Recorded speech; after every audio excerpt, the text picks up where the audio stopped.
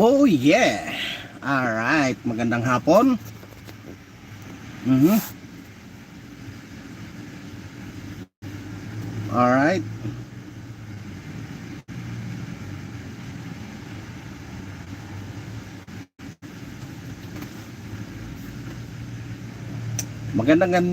Magandang hapon po sa inyong lahat. Alright. Bago tayo magsimula ay teka lang, ayusin ko muna ito ha. Aha.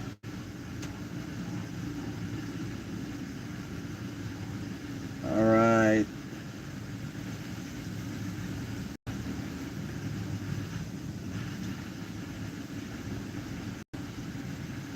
Alright.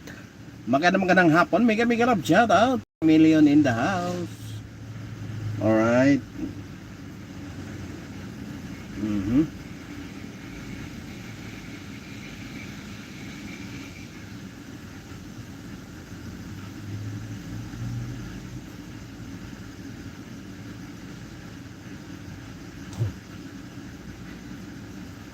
Alright.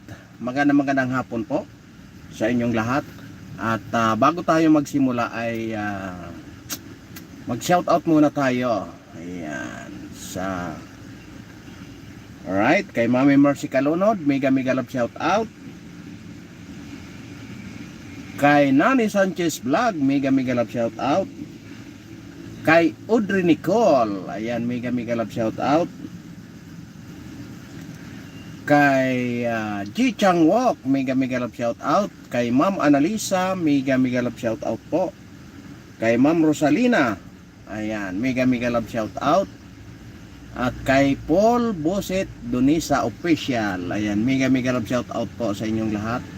At siyempre kay Kagawad Antonihan, mega love shout out po.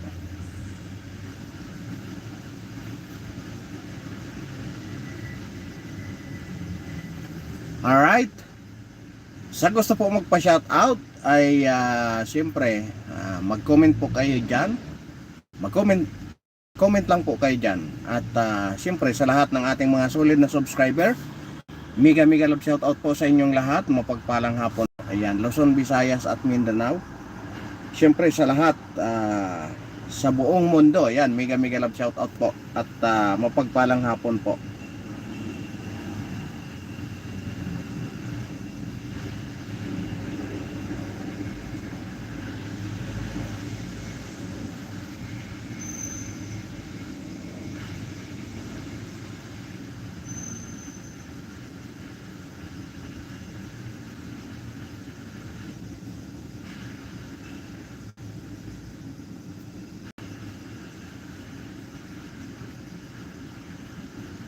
Alright, teka lang po ha, saglit lang kayo may ano.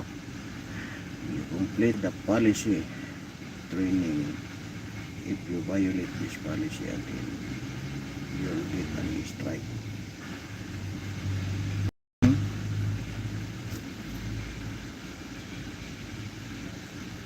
Alright. 6 million in the house, mega love shout out. At syempre, anong masasabi nyo sa mga nangyayari ngayon?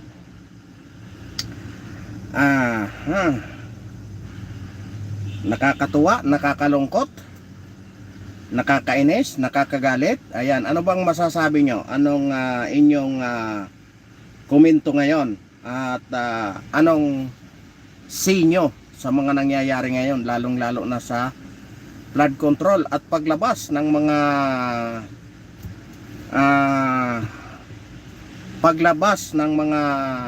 alingas-ngas na ito, no? Kung matatandaan nyo, matagal lang sinabi ni dating Pangulong Duterte na itong korupsyon na ito ay laganap na dahil nga sa kahinaan ni Pangulong BBM, di ba? Natatandaan nyo pa kung saan si BP Sara na mismo ang umamin na siya mismo ay nakaranas nung siya ay DepEd Secretary. Walang naniwala. Kahit si BBM mismo kumontra siya. Di ba? Si BBM kumontra siya na ang kanyang administrasyon ay malinis. Ngayon, nasaan ngayon? Nasaan na ngayon doon sa label? May pag-amin na ba na totoo lahat ang sinabi ng mga Duterte? Di ba? Oh, hindi pa rin umamin. Pero ang nangyari, siya na mismo ang naglabas na talagang talamak ang korupsyon. Di ba? Siya na mismo ang naglabas. Sa makatuwid, talagang napatunayan lang na tama si BP Inday Sara, tama si dating Pangulong Duterte. Di ba? Ay, 31 million in the house. Ayan, mega love shout out po at mapagpalang hapon. Hindi pa ako nagdadrive ha, baka mamaya may mag-comment na naman dyan. Nagdadrive ka, nagla-live. Pero hindi po yun. Hindi naman yun bawal kung sakali man na naka-live ka na nagdadrive. Basta't ang kasi may batas naman ngayon, di ba, yung naging ano ng LTO na hindi lumagpas ng 4 inches doon sa dashboard, no? Hindi siya lumagpas ng 4 inches. Kumbaga hindi tumaas para hindi matakpan yung paningin mo doon sa harapan, di ba? Pwede naman 'yon, di ba? May resolution naman yan doon sa LTO. Di ba? Ngayon, kayo ngayon na nandito 38 na nandito ngayon na naka live viewers, ngayon i-comment nyo dyan ano bang masasabi nyo sa mga nangyayari ngayon. Naglalaglaga na ba? Naglalaglaga na ba? Ang mga diskaya po ay umami na maraming congressman ang nangurakot. Di ba? Yung mga congressman naging commissioner na. Di ba tama? Si Chubby Chanco mismo. Si Toby Chanco pala, hindi Chubby. Toby Chanco mismo. Congressman na 'yon ha. Pero inilaglag yung kanyang mga kasamahan. Si Mayor Magalong nagpapatunay. Pero nasaan? Ang nasisiraan si Mayor Magalong. Sinisiraan si BP Inday Sara. Ngayon, sa nilalabas ni Pangulong Bongbong Marcos, sino na naman ang sinisiraan? Si Bongbong Marcos. Di ba?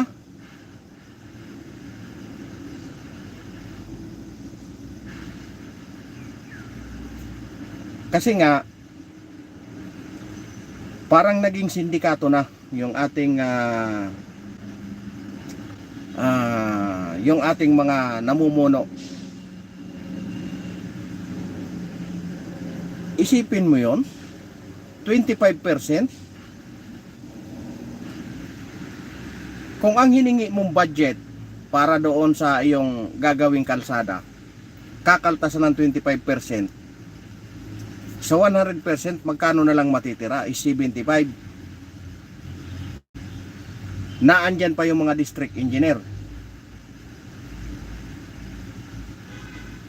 Di ba? Naandyan pa yung mga amuyong na kung saan-saan. Yung barangay, yung city. Lahat yan dadaanan kasi kukuha ka ng permit kukuha ka ng sa engineering. Kukuha ka ng permit. Iyan nga sinasabi ko noon na kasi nga yung kaibigan ko na isang negosyante rin, ang negosyo niya ay yung mga advertising. Magtatayo lang sila ng isang poste lang na pagkakabitan ng kanilang tarpaulin o karatula. Siyempre gagawa sila doon, makakaabala. Kaya ang gagawin, kukuha ng permit sa City Hall. Di ba? Alam nyo, hindi mabunot-bunot yung ballpen doon sa drawer. Pero pag ang inabot mong papel at may kasamang sobre, napakabilis pa sa alas 4. Sa baba pa lang yun, ha. O ngayon sa taas, sa level sa taas, di ba, naglabasan na lahat.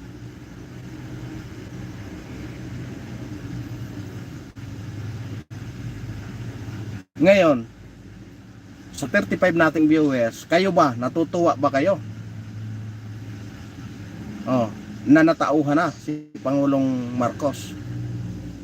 Natutuwa ba kayo na inilabas niya lahat na totoong napakalaki ng korupsyon?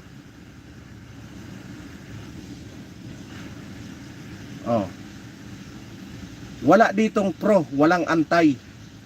I-comment nyo dyan kung natutuwa ba kayo. Kung kayo mga Duterte. Ayan na, pinatunayan na mismo. Si Pangulong Marcos na mismo ang umamin. Hindi man galing sa bunganga niya na inamin niya na totoo yung sinasabi ni dating Pangulong Duterte. Ayan na, nilabas na. Siguro natauhan na. Kasi nga, naging sunod-sunuran siya doon sa kanyang pinsan eh.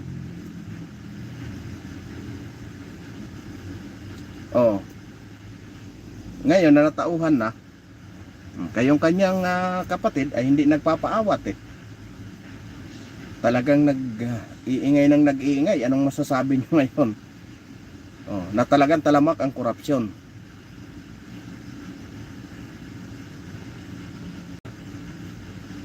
Di ba? Grabe. Alam niyo yung yung pasahero ko kanina, isang VIP pasahero ko, negosyante, kumbaga business partner nung boss ko. Galit na galit habang pinapakinggan nila yung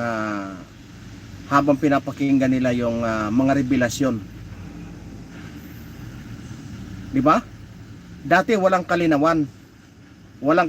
Kumbaga, kung masasabi natin, kwentong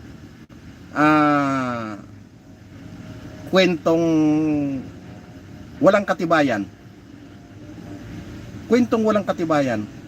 Ngayon, kontraktor na mismo ang umamin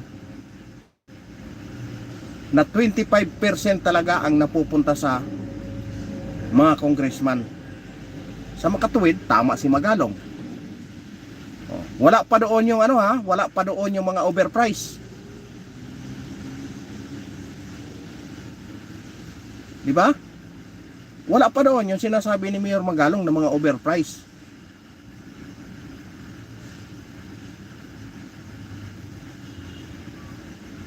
Kaya yung 75% na natitira, bawasan pa yun ng overprice. Ano na ngayon ang matitira? 30 to 35%. Di ba? Ano ang mangyayari sa project? Kaya kung makikita mo yung kalsada, yung mga maliliit na kalsada na gawa ng DPWH, kung makikita mo, harangan yan dyan halos 1 linggo bago padaanan. Kasi nga, hindi nila padaanan na pwedeng 3 araw lang. 48 hours. Hindi katulad yan sa EDSA. Pag kinalkal ng Biyernes, Lunes ng umaga, bukas na madadaanan na. Yung iba, yung mga maliliit na kalsada, 1 linggo yan isasarado. Kasi ang gusto nila, matigas na matigas. Kasi nga, substandard. Mayroon dyan, maayos pa yung kalsada. Kinalkal na. Kasi nga, wala nang makalkal eh. Dahil nga sa dami sa kagustuhan na makakuha ng porsyento.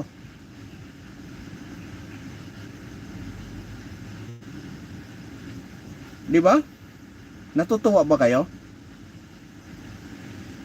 Nakakatawa ba yung mga nangyayari ngayon? Samantalang ang dami nating kababayan, lalong-lalo na yung mga sulok na probinsya, hindi nararating, naghihikahos, nagtsatsaga, mananghalian ng kamuti, ng kamuting kahoy. Hindi naaabot ng tulong, pero ang korupsyon dito, grabe. Hindi milyon ang pinag-uusapan, kung hindi bilyon.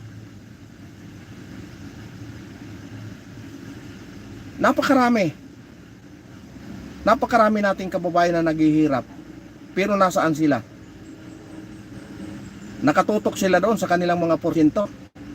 Oh. Kaya maniniwala ba kayo na yung mga politiko natin tumatakbo lang dahil gustong makatulong sa bayan?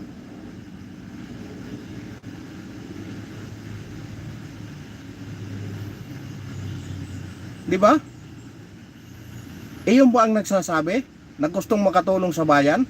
Yung kanyang mga kalaban pinapagorgor?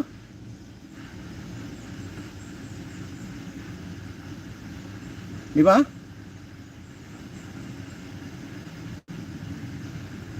Kung kayo ay tapat talaga, kayong mga naninilbihan, kung kayo ay tapat, bakit kailangan yung magugurguran dyan na kayong magkakalaban kung walang involved na pera? Dahil ayaw nyong matalo, nanghihinayang kayo sa binibitiwan yung pera sa pinambibili nyo ng buto.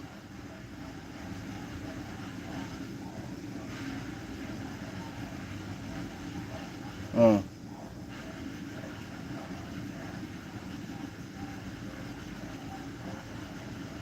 Kaya sayang lang kung tayo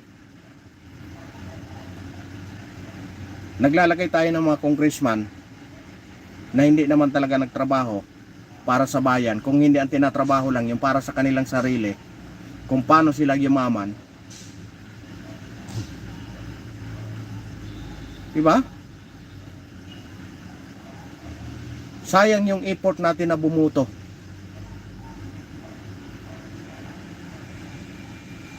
Nag-absent pa kayo sa trabaho para lang ibuto dahil alam nyo na sila ay iniisip nyong makatulong. Pero ganito ang lumalabas.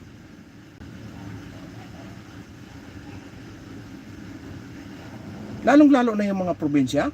Kung makikita nyo, kung kayo mga adventurer, kahapon po ay galing kami sa isang lugar doon sa bandang norte.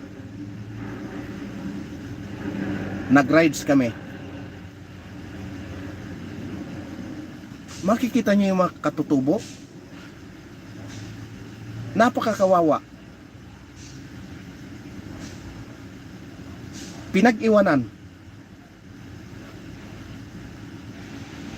Kaya nung pagdating namin, nagluto kami ng appreciate, tuwan-tuwa sila. Napakaliit na bagay yun. Lalo na kung paggawan mo ng eskwelahan yung mga yon, lagyan nyo ng teacher.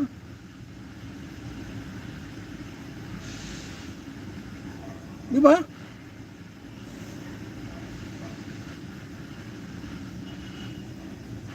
Ngayon, paano naman natin masisi yung mayor? Kung gustong-gusto naman ng mayor na maayos. Kung yung congressman naman hindi naman seryoso doon sa kanyang trabaho. Karapat dapat pa bang tawagin ng mga honorable ang mga yan?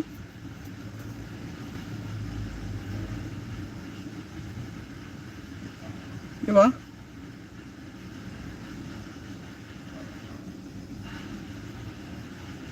Kayo po na 62 kayo dyan na nanonood ngayon. Anong masasabi nyo? Yan, comment nyo dyan. Antay man kayo o pro Marcos man kayo, i-comment nyo. Anong masasabi nyo sa mga nangyayari ngayon? Natutuwa ba kayo? Katulad natin, pangkaraniwan tayong empleyado, hindi tayo nakakaligtas sa 12% VAT. Matutuwa ba kayo? Bumili na lang tayo ng asin, lalagyan pa tayo ng VAT. Wala tayong palag eh. Wala tayong palag. Kasi nga automatic na. Bibili tayo ng mga gulay. Napakamahal. Wala, kahit labag sa kalooban natin, gagawin natin. Sinusunod na lang natin. Kasi nga, tayo, ayaw natin lumabag. Dahil napakaliit na kaso, takot tayo. Pero yung mga congressman natin, di ba? Milyon-milyon, pero hindi sila natatakot.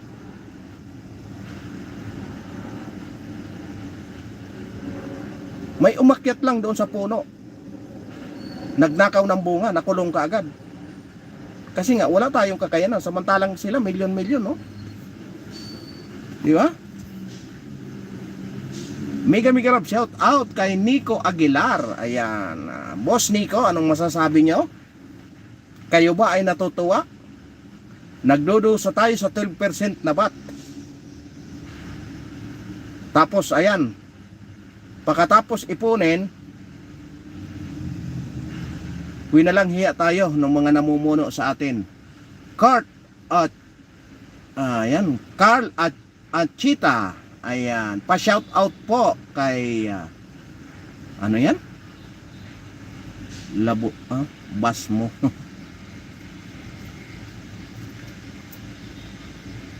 Ayan. Kaya nga laki ng tax nila tapos nagpapasasa lang sila. Ang kakapal ng mukha, dapat makulong mga yan. Di ba? Tayo hirap na hirap kakakayod. Nagtsatsaga tayo sa magkanong minimum ngayon? 695. Babawasan ng 12% na ba? Pag uwi natin, halos wala na tayong maiuwi. Di ba? Pumunta ka ngayon ng grocery. Yung halagang 500 mo, hindi mo makumpleto yung gamit mo sa kusina na mga panluto. Dahil sa mahal, napakalaki ng kinakaltas na bat. Di ba? Tuwan-tuwa na tayo. Kasi ilang araw na natin ipapakain sa pamilya natin yung 1 linggo natin pinaghirapan. Pero sila milyon, no? Ano kayang nararamdaman nila? Na laki sa layaw yung kanilang mga anak. Ang yayabang pagpunta ng mall ang yayabang bibili ng mamahali na damit. Yung pala yung kanilang sinusuot na damit, puro pala ninakaw. Ninakaw ng kanilang tatay sa buwis natin. Mega love shout out po kay Marlene Albinja. Ayan. Mas lalo tayo naghihirap, sila ang nagpapasarap, di ba? O nasaan ngayon yung congressman na Saldico? Di ba? Nagtatago na sa ibang bansa. Bilyones.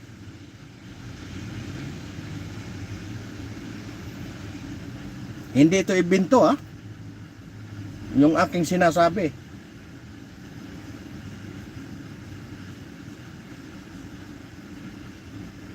Di ba?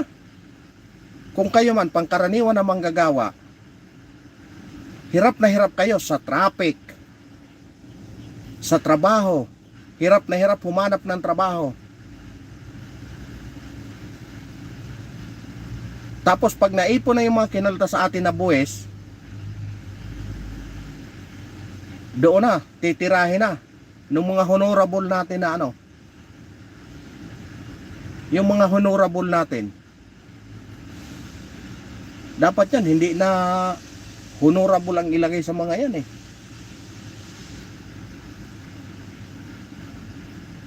Diba? Kasi nga, patuloy tayong naghihirap. Nang dahil sa kanilang pagpapasarap, tayo ang nagdudusa.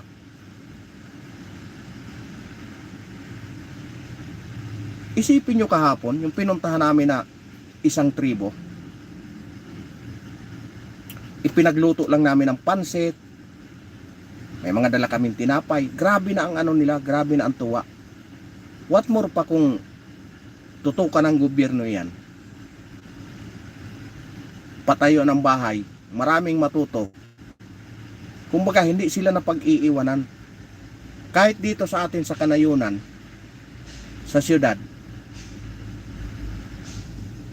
maraming hindi nakakapagtapos. Mas marami namang, mas lalong doon naman sa dulo ng kabundukan, hindi nararating. Di ba? Magandang hapon po kay Henry Borlasa, kay Anthony Parides. Wala din idol, gobyerno, nation buhaya din. Yun na nga po, Boss Anthony, ano? Oh. Ngayon, abangan natin kung hanggang saan sila, kung gaano nila panindigan ang kanilang pag-iimbestiga sa ngayon. Abangan natin. Hindi naman tayo nagsasarado kung ang ano doon, kung anong gagawin nila. Ang importante na ilabas talaga, kasi maraming nagsasabi noon na wala yan, hindi totoo. O ngayon, ito na, nilabas na lahat.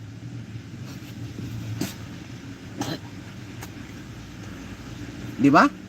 Napatunayan na 25% pala ang sa congressman. Bukod pa doon yung mga overprice. Hindi pa dyan nagsasalita si Mayor Magalong. Di ba? Kung kayo mga boss napunta doon sa bandang norte, yung doon sa gilid ng kalsada na kulay bilog, iyon yung sinasabi ni Mayor Magalong. 1,200 ang isa. Isipin mo sa dami nun. Tinira ba naman ng 12,000? Di ba? Kahit palaging nagiging sakripisyo tayong mga nagbabayad ng buwis. Sa totoo lang idol, dito sa Mindanao, mura sahod. Dito sa amin 350 construction. Di ba? Sana nga Boss Anthony, ano? Sana nga Boss Anthony, magising na itong mga congressman na ito. May naglalakad yan, si Congressman Eli San Fernando, na nilalakad niya na magiging isa na lang ang minimum wage. Mag Metro Manila ka man, mag probinsya, isa na lang. Kaya dapat suportahan natin ito si Eli San Fernando. Ayan, suportahan niyo yung yung Kamanggagawa Party List, ano? Mukhang seryoso pa naman siya. Umpisa pa lang kasi. Baka ang doon dapat dapat talaga suportahan ito ng mga congressman. Alam niyo kung bakit? Kung kayo nasa probinsya, kung isa na lang ang sahod, kung isa na lang ang minimum wage sa buong Pilipinas, bakit kailangan nyo pang magpagsiksikan dito sa Metro Manila? Kung dyan naman sa probinsya ay kayang-kaya naman. Di ba? Alam nyo ang Pilipinas, napakayaman sa mga tourist destination, sa mga tourist spot, napakarami. Hindi lang talaga nagtatrabaho ng maayos ang mga nakakaupo sa gobyerno.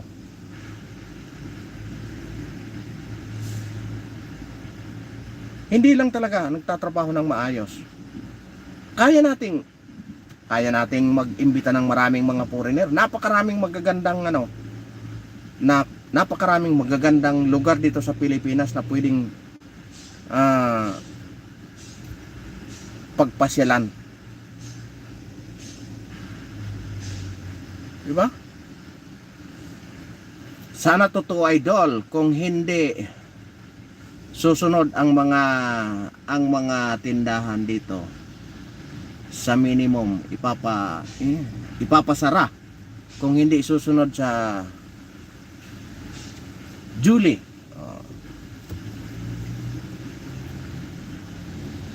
Iyon ang doon.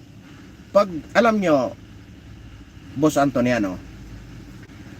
Yung mga ganyan kasi, pagdating sa implementasyon, doon na nagkakaroon ng nagkakandalit-silitsi na yung lalo na kung yung naupo tamad or hindi marunong, ayan, doon nagkakandilit-silitsi yung implementasyon.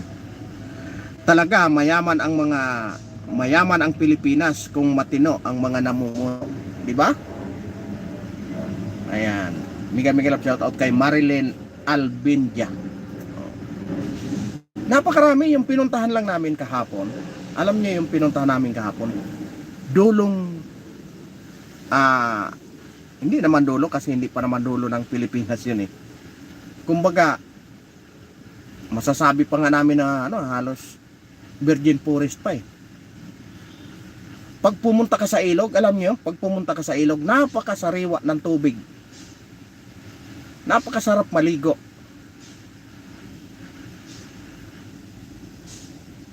Napakaganda. Napakaganda ng Pilipinas. Napakaraming pasyalan. Pwede nating ilako eh. Ang problema, ito nga mga namumuno sa atin. Kasi nga, wala nang ibang inisip. Kasi pag nakaupo na, kailangan nilang mabawi yung kanilang milyones na ginasto sa eleksyon. Di ba? Paano nila mabawi yan? 3 years lang ang termino. Kung gumastos ng 100 million yung isang mayor or yung isang congressman, anong gagawin nila? 3 termino lang sila. Magkano lang sahod ng isang congressman? Sabihin na natin na 150,000. Mabawi ba nila yan sa loob ng 3 taon? Yung ginasto nilang 100 milyon?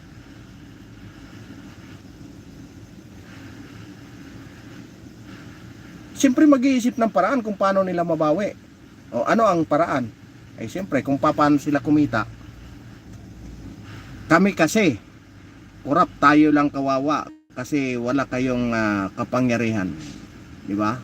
Ang tanging kapangyarihan lang natin, magdaldal ng ganito. Pero ang nangyayari, dahil nasasaktan yung kanilang ego, ididimanda tayo. Paninirang puri. Ngayon, anong ididimanda nilang paninirang puri? Ikinanta na sila. Di ba? Ikinanta na sila mismo. 25% kickback. Sa congressman pa lang yun, ha? Di ba? Oo nga, idol. Wala na tayong karapatan magsalita. Mayroon po tayong karapatan magsalita, Boss Antone. Huwag lang tayong matakot at wag lumagpas doon kung ano man ang itinakda sa batas. Di ba? Ngayon, pwede tayong magsalita. Magsalita ng magsalita. Hanggat hindi natin nalalabag yung itinakda doon sa batas. Mayroon tayong kalayaan magsalita. Iyon na nga lang ang ano natin eh. Iyon na nga lang ang panglaban natin sa kanila eh. Yung sasabihin natin ang katotohanan na nangyayari kung saang lugar ka man. Tapos pagbabawalan ka pa. Di ba? Ginagawa pong pagkapirahan. Kasi nga pag dinimanda ka, anong mangyayari sa iyo? Kailangan mo sumagot. Mag-comply ka. Dahil hindi ka naman sanay doon sa wala ka namang milyones na pera gagamitin mo para idahilan mo. Luluwas ka ng ibang bansa para magpagamot. Di ba? O katulad ni Saldico. Nung umugong na siya na ang madidiin, asan ngayon? Nasa ibang bansa nagpapagamot. Buti kung uuwi pa yan dito. Oh. Ngayon congressman pa siya. Pumasok man siya sa hindi, may sahod pa rin siya buwan-buwan. Kung naandun siya sa ibang bansa, 3 taon lang yan. Pagdating ng 2028 at hindi na maingay, pwede na siyang umuwi ng Pilipinas. Eh may sahod pa naman siya. Di tuloy ang ligaya niya doon sa ibang bansa. Nagpapakasasa sa pirang galing sa taong bayan. Di ba? Kasi nga, yun sinasahod niya. Mapuputo lang ang sahod niyan kung siya ay tanggalin pagka-congressman.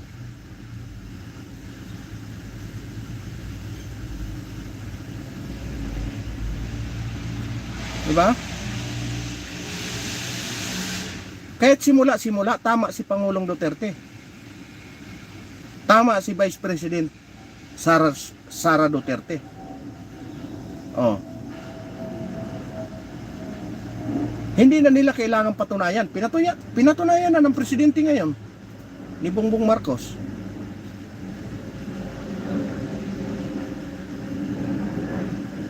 Pinatunayan na totoo lahat ang sinasabi ni BP Inday Sara. Totoo lahat ang sinasabi ni dating Pangulong Duterte. Natalamak ang korupsyon. Di ba? Saan kayo makakita niyan?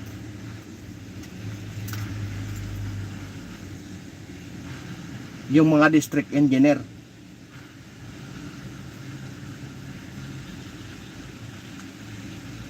Nasa casino gabi-gabi. Milyones ang pinapatalo.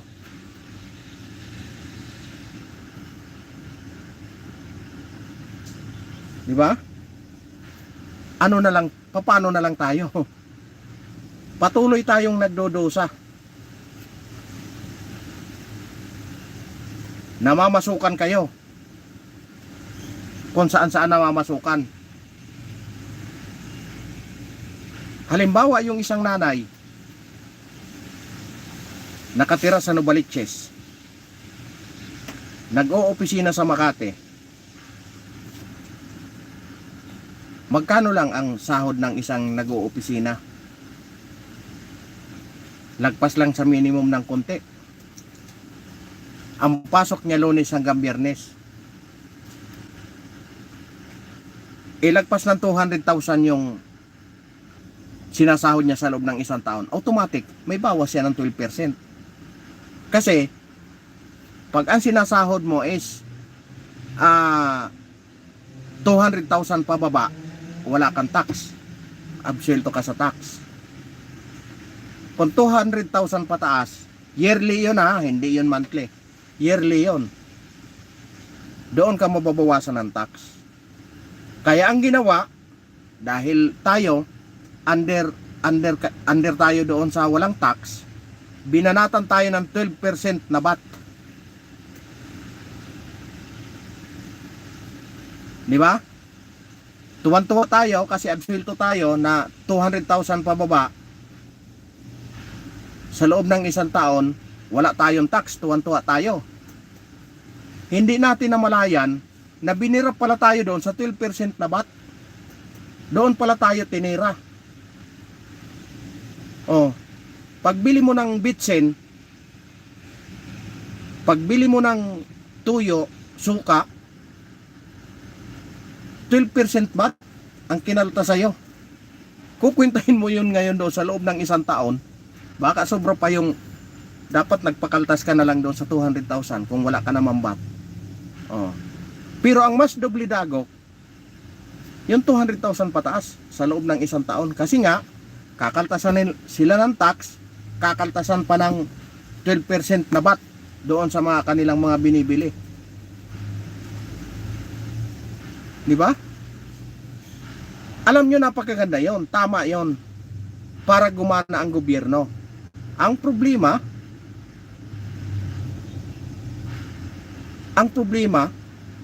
sa halip na gumana nga, gumana kung paano kalikutin yung pira, kung paano bawi kanilang ginasto, at kung paano magpundo sa susunod na eleksyon. Di ba? Oh. Nakakatuwa ba?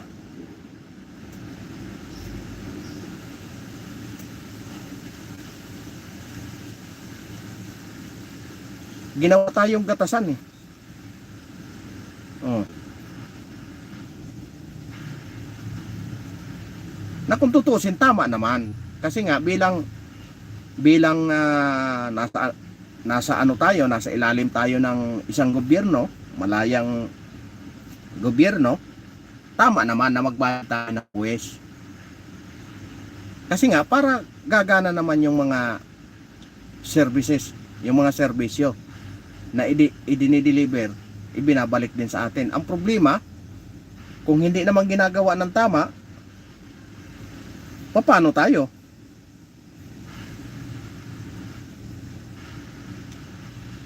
Di ba?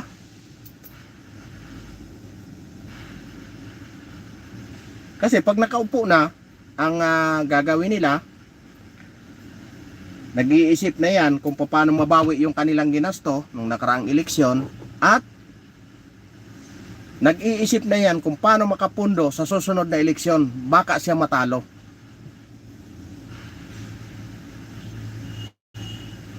Di ba?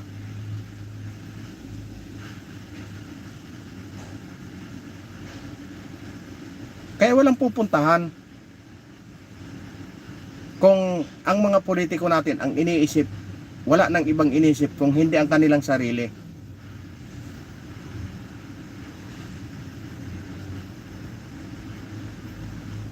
Nakakapanghinayang lang, napakaraming pera. Bilyones ang nawawala. Samantalang napakarami nating kababayan na talagang kapos. Makikita mo yung kanilang mga bahay. Pinaganyan lang yung kanilang bahay, pinaganyan lang, wala nang dingding.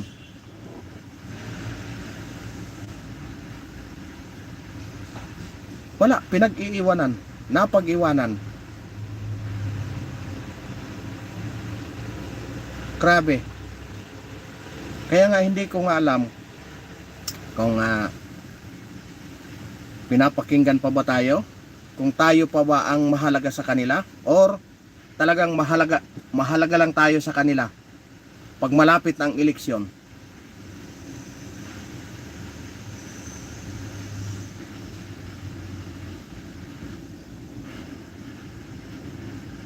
Diba? Ngayon po ay patuloy ang pag-iimbestiga. Ikinanta na po ng mga diskaya yung porsyento sa mga congressman. Unang-unang nabanggit doon ay yung congressman ng Pasig at saka yung congressman ng Romblon. Iyon po ang pinangalanan, pero maraming nakalista na mga congressman. Dalawa lang ang narinig ko, hindi ko alam kung sinabi lahat or tagang pero dalawa lang ang napakinggan ko kanina bago ako nag-live. Dalawa lang ang napakinggan ko na pinangalanan, ang congressman ng Pasig at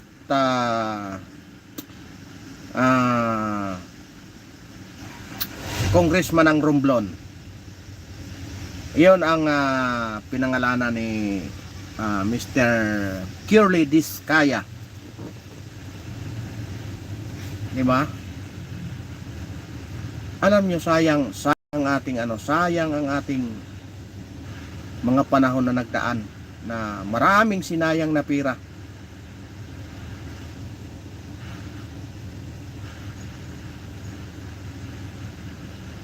Kaya nga nung ang nangyari nung malapit na ang dating Pangulong Duterte, doon na nag-umpisa. Kasi nga wala na, hindi na sila mahabol. Ngayon sumagad na sila, sinagad nila noong 2022. Kasi nga si Pangulong Marcos ay nabubulagan pa siguro, hindi pa natatauhan, busy doon sa kanyang pinsan. Nauuto siya ng kanyang pinsan, tama ba ang term yun, yung nauuto, yung nabubulagan, or naging sunod-sunuran siya? Ano bang magandang term doon? Di ba? Ngayon siguro nauntog na, baka na naginip yun. Nako, delikado ka na, Mr. President. Dapat mo nang ilabas ang katotohanan. Kaya yan, nilabas. Isipin mo, kung hindi ay nako, kung hindi mga walang hiya tong mga congressman natin, nung pag sinabing, habulin ko kayong mga korap, alam nyo, nag-standing ovation pa yung mga congressman, palakpakan, di ba? Ngayon, sino ang mga nilabas ni Diskaya? Di ba mga congressman? Di ba pinalakpakan nila ang kanilang sarili? Oh. Parang parang pag-amin na yun na proud sila sa kanilang mga ginagawa.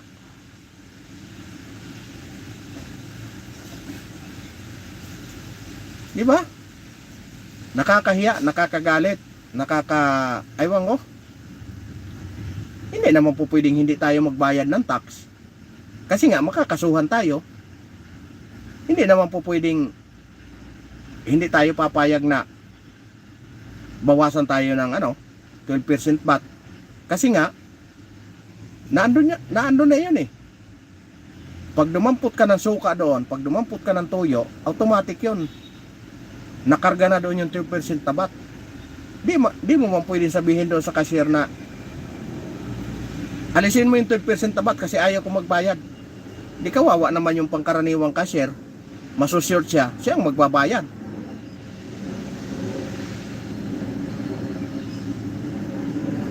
Di ba?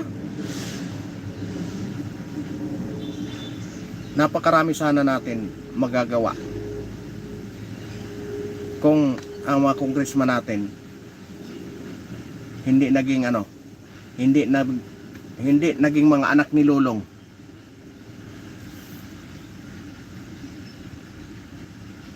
Di ba? Mayroon tayong 46 na nanonood ngayon. Siguro ay kayo nakakaranas naman kayo kung paano naghihirap tayo ngayon. Kung gaano tayo ngayon kahirap, kung gaano kamahal ang bilihin ngayon. Nakarma na sila, boss. Di ba? Pinalakpakan pa nila yung kanilang sarili, parang proud na proud pa sila. Na sila ang mga mga buhaya doon sa nag-standing ovation pa ang mga walang hiya. O ngayon kay pinangalanan na. Ano ngayon gagawin nila doon sa pagpalakpak nila doon sa Congress? Di ba? Mega love shout out po kay Hisuka Whitey. Di ba? Nagparakpakan pa sila. Talagang standing ovation pa ang mga walang hiya.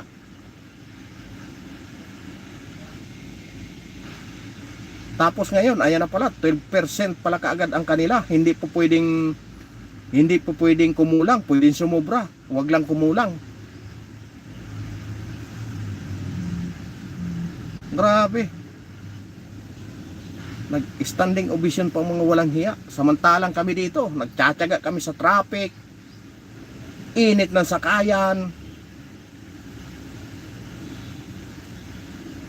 Hirap sa pag-uwi dahil mahirap sumakay. Kahit halos wala ng panahon sa kanilang mga pamilya, nagtitiis.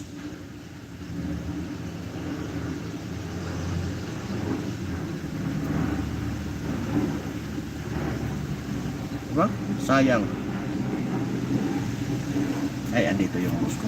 Tumingin. Baka kausapin tayo. Baka sabihin, ano naman pinagdadaldal mo dyan? Tama po sir, napunta sa mga dambuhala. Diba? Baka sabihin ng boss ko, anong pinagdadaldal mo dyan? marami pa naman itong mga kaibigan. Diba? Hindi po sa mga dambuhala, napunta sa mga buhaya. Mega love shout out ko. Mega love shout out po kay Miloy Ungo, kay Boss Miloy. Lumayo tuloy sa loob-loob niya, pinagdadaldal nitong driver ko. Tingin-tingin siya eh. Kaya magbulong-bulong muna ako. Ayaw ko muna sumigaw. Andun siya sa lumabas. Siguro naingayan dito ako lang mag-isa dito sa loob ng sasakyan. Di ba sa totoo lang, alam nyo, hindi naman natin masisisi ang mga negosyante na magtaas ng kanilang mga presyo. Pero meron naman talagang mga negosyante na abusado. Siyempre, kaya sila tumataas ng presyo kasi nga, ang laki ng tax na binabayad nila eh. Ang mahal ng krudo, gasolina, di ba, yung mga transportasyon ng kanilang mga paninda, anong gagawin mo? Siyempre, para kumita, katataasan mo rin. Di ba? Pero sumusunod pa rin sila sa alituntunin ng batas. Pag sinabing ito ang SRP, sinusunod naman nila. Di ba? Ayun nga lang. Dahil yung iba sinasamantala, dahil nga ang kagustuhan din nila, kumita din sila, ayan, sinasamantala din. Di ba? Kaya kawawa, ang kawawa talaga tayo parate. Sino ba ang hindi nakaranas dito na nagtatrabaho, na halos hindi mo na makita yung inyong mga anak kasi naubos yung oras mo, pumapasok ka ng 8 oras, di ba? Ang pasok, halimbawa ang pasok mo is 8 to 5. Kung halimbawa sinabi ko kanina, kung sunod balitsis ka pumapasok 8 to 5 ang trabaho mo sa opisina, 8 to 5. Siyempre pag Makati ka, dahil matraffic, mag-a-advance ka ngayon. Aalis ka ngayon ng 5:30 o alas 6 ng umaga. Di ba? Di mayroon ka na kaagad ng 2 oras na dapat malaking bagay yun. Kung kayo nagbanding-banding ng mga anak mo sa loob ng 2 oras, marami kayong mapag-uusapan. Pwedeng mailabas kung ano ang nangyayari sa kanilang maghapon, ano ang nangyari sa kanilang pag-aaral. Sa loob ng 2 oras, marami kayong pwedeng mangyaring mapag-usapan, magbanding kayo ng mga anak mo. Di ba? Aalis, tulog pa yung mga bata. Hindi pa kayo nakapag-usap. Hindi naman po pwedeng aalis ka ng alas 6, gigising ka ng alas 6. Di ba? Siyempre, gigising yung nanay alas 5 or alas 4:30 kasi paghahanda pa yung mga anak. Luto ng baon sa eskwela. Di ba? Yung katawan ng nanay, hindi na, pagdating doon sa trabaho, hindi na fit. Kasi nga, pagod na eh. Pagod na, utak na lang ang gumagana. Yung katawan, parang hindi na makakilos. Kasi nga, pagod na eh. Pag uwi mo pa ng hapon, lalabas ka ng alas 5, makakarating ka ng bahay alas 7 dahil sa sobrang traffic. Ilan ang oras yung nagugol mo? 2 oras sa umaga, 3 oras sa hapon, ilang oras na? Diba? 13 hours na? Ilang oras na lang yung natira sa inyo? Pagdating nyo ng bahay, tulog na yung mga anak mo. Wala na. Kakain na lang, ikaw na lang mag-isa. Pagkakain mo, tulog na, wala nang nangyari. Hindi mo na alam ang nangyayari sa araw-araw doon sa anak mo. Hindi mo alam na pariwara na pala yung anak mo. May problema na, hindi makapag-open sa'yo kasi kayo wala nang oras pare-parehas. Dahil sa kagustuhan mo rin na mabigyan mo sila ng magandang buhay. Hindi na, di ba?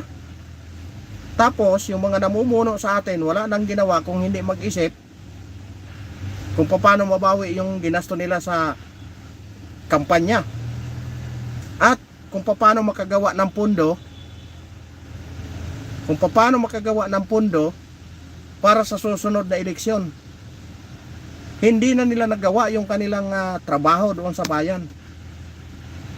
Kung ano man kung paano mapaganda yung kanilang bayan, mawala yung masolusyonan yung traffic, magkaroon ng maraming trabaho para hindi na lumayo yung kanilang mga constituent. Wala. Kasi nga, busy-busy, paano mabawi yung kanilang ginasto? Oh. Iyon ang napakahirap. Iyon ang katotohanan na napakahirap. Hindi matanggap ng mga congressman natin pag kapag tinatanong natin sila. Magagalit pa sila sa iyo. Sa totoo lang, isa ako sa political leader sa aming lugar. Kaya minsan, pag nagkakaharap-harap kami, mag-away-away pa kami, magtalo-talo pa kami. Makikipagtalo yan, pero pagdating ng eleksyon, lalapit din naman. Kailangan niya eh. Pag hindi niya na kailangan, kaaway ka na.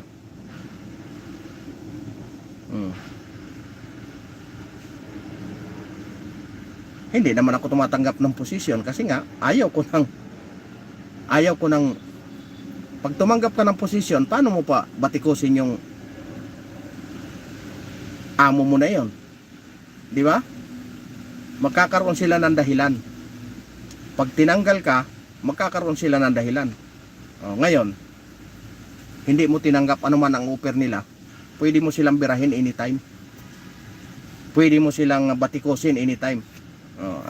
Batikos, hindi bira. Di ba? Baka may bigyan na naman ng masamang kahulugan. Di ba? Pwede mo silang batikusin anytime kasi nga hindi ka tumanggap ng posisyon eh. Tinulungan mo sila manalo. Hindi ka tatanggap ng posisyon. Saan ka nagbiyahe? Layo ah. Di ba? Ilang beses na nag-offer yan ng trabaho. Anong gagawin ko dyan? May trabaho naman ako. Di ba? Pag wala na akong mapasukan, saka mo ako pera niyan, baka kagating ko pa. Pagkain ng aso? Ha? Nakapagkain ng aso? Wala kaming dala. Wala. Baka si Ibrahim mayroon. Bakit pakainin mo na? Alright. Mag-isang oras na pala tayo. Sana po sir, dagdag na lang nila sa mga magtatrabaho. Mas malaking tulong, lalong lalo na sa napakamahal na bilihin ngayon, di ba? Iyan nga yung inaano natin. At isa rin yan sa nilalaban ng congressman na yung kamanggagawa party list, maging iisang ano na lang, magprobinsya ka man, mag Metro Manila, saan ka man sulok ng bansa, basta ikaw ay namamasukan, dapat ang minimum ay iisa. Kasi napakalaking bagay po yan. Sa probinsya kasi, pwede ka makapagtanim-tanim. Makapagtanim ka ng talbos ng kamote, makalibre ka na sa ulam-ulam. Dito sa Metro Manila, anong tataniman mo dito? Wala ka naman pwedeng mataniman. Diba? Doon sa probinsya, dito bibili ka ng 10 piso na tangkay ng talbos, 5 piraso, tagdos na ang isa, tapos ilan lang yung dahon, 3 piraso. Di ba pipilitan ka ngayon magdagdag 20 pesos? Di ba? Doon pa lang, sa sahog-sahog pa lang, magkano nang nagasto mo? Tapos ito naman ang ano ng NIDA, walang hiya din.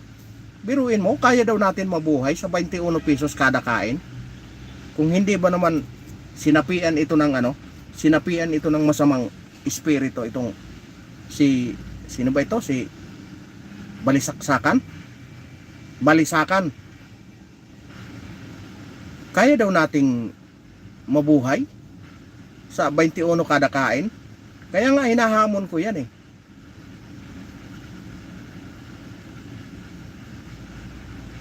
Pumunta siya, lumabas siya dito, magbigay siya ng 21 kada kain. Ano yon? Halimbawa, isang noodles. Magkano ng isang noodles?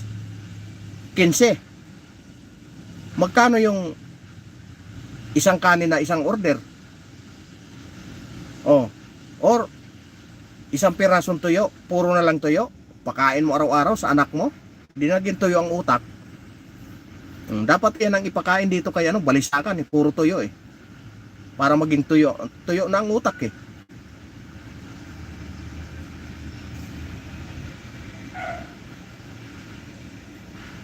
Di ba? Tuyo na ang utak. Wala nang maisip na matino eh. Oh. Kaya siyempre, i-report niya yun sa Pangulo. Para bukas ng tok nito. Saan? Mandaluyong. Sa labas? Ha? Sa labas? Masasabi yan, Mandaluyong. Baka sa SIDS. Ilan yan? Ito lang, 2 box. Pero meron po doon, liver box. Ah. Diba? Nakakapanghinayang lang na tayo hindi naman natin masasabing ang mga Pilipino talaga likas na masipag. Kaso lang yung mga namumuno natin likas naman na mapagsamantala. Di ba? Ang Pilipino na pangkaraniwang manggagawa likas na masipag.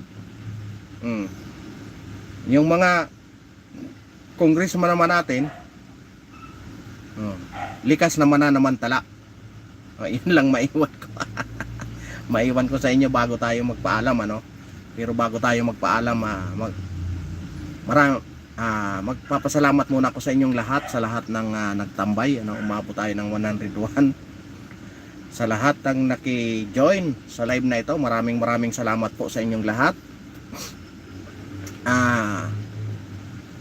Bago tayo magpaalam, gusto kong iko-content ko sa inyo. Kayo ang titingin sa bawat puntahan ko na lugar. Hindi naman actually parang politika din to eh. Politika din to. Kasi nga kayo mismo ang sumaksi kung ang mga namumuno ba sa isang lugar ay maayos ang pamumuno or hindi maayos. Kasi pupunta ako sa mga lugar-lugar, makikita niyo yung mga kalsada kung lubak-lubak or hindi, di ba? Kung maganda ba ang kanilang bayan or hindi, kayo mismo. Kaya hindi naman ako mag-iiba, parang related pa rin sa politika. Kasi makikita nyo yung mga lugar, yung mga daan, di ba? Ganon ang magiging natin. Nag-umpisa na kami nung Biyernes, Sabado, Linggo. Pero sa kasamaang palad ay hindi pa kumpleto yung aking mga gadget. Kaya wala akong mga kuha sa pagtakbo sa pero makikita nyo grabing lubak. Grabing lubak. Ngayon masasabi nyo bang maganda ang patakaran ng isang lugar kung ang kanilang kalsada ay puro lubak? Di ba? Siyempre sasabihin nyo hindi. Kasi nga kalsada pa lang lubak-lubak na. Daan pa lang hindi na maganda. Ano pa? Di pangit na pamumuno 'yon, di ba? Kaya politika pa rin 'yon. Kumbaga iibahin lang natin, pero hindi pa rin ako lalayo. Diyan lang na konti. Kasi titingnan natin yung bayan-bayan, ano ba ang kanilang di ba? Maganda ba or mas gusto ko nga sana ko pero i-enhance ko pa. Yung ating kaya abang-abangan nyo ang mga content natin pagdating diyan. Baka na to, gala na gala, di ba? Kaya ayun, maraming salamat sa inyong lahat, sa lahat ng sa lahat ng dumaan, sa lahat ng nagtambay, sa lahat ng naki-join. Maraming salamat po sa inyong lahat.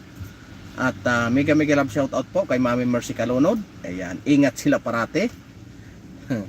Di ba? Lalong-lalo na sa trabaho. Ayan, kay G Chang Wok, kay Miss Nani Sanchez Vlog, kay Audrey Nicole, ayan, kay Kagawad Antonihan ng Maguindanao. Mega love shout out po sa inyong lahat. At sa gustong magpa-shout out po pag tayo ay nagla-live, mag-comment lang po kayo dyan at isa-shout out ko kayo. Alright? At bago tayo magtapos, mega love shout out kay Miloy Ungo, kay Hisuka YT, kay Anthony Paredes, kay Marilyn Albinya. Ayan, sino pa ba? Kay Henry, ay tikat. Kay Henry Borlasa. Ayan, kay Carl Ponchiha, kay Nico Aguilar, mega love shout out po sa inyong lahat. At sa lahat ng dumaan, sa lahat ng nakijoin, mega love shout out po. Mapagpalang hapon at mega love shout out po sa lahat ng sulok ng mundo. Ayan, Luzon, Visayas, Mindanao, mega love shout out po. Alright? Maraming salamat po at sinamahan niyo ako ngayong hapon. Alright? Mega love shout out po. Alright. Abangan nyo po, maging mapagmatsyag kayo anong mangyayaring mga kaganapan ngayon, lalong-lalo na sa winaldas na pira natin, bilyones. Ayan, maraming salamat po at mapagpalang hapon.